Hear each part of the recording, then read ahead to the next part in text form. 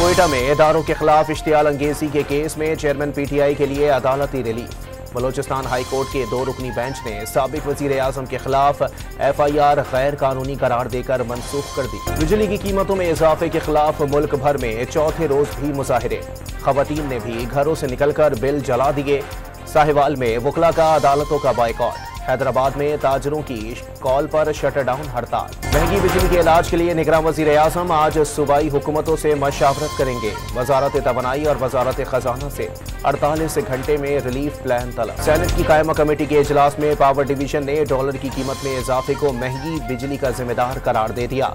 जब डॉलर सस्ता हुआ तो बिजली सस्ती हुई, कायमा कमेटी का सवाल। इस्लामाबाद हाईकोर्ट में तोशाखाना केस में सजा मौतली के लिए PTI चेयरमैन की अपील पर समाअत जारी।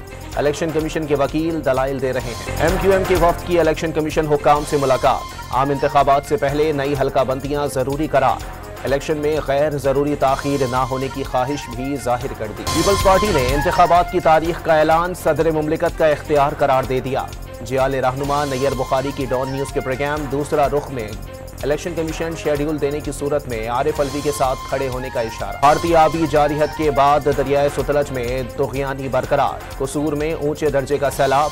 गंडा सिंह पर हिफाजती बंद टूटने से मुत्तादिद आबादियां ज़ेर-ए-आब।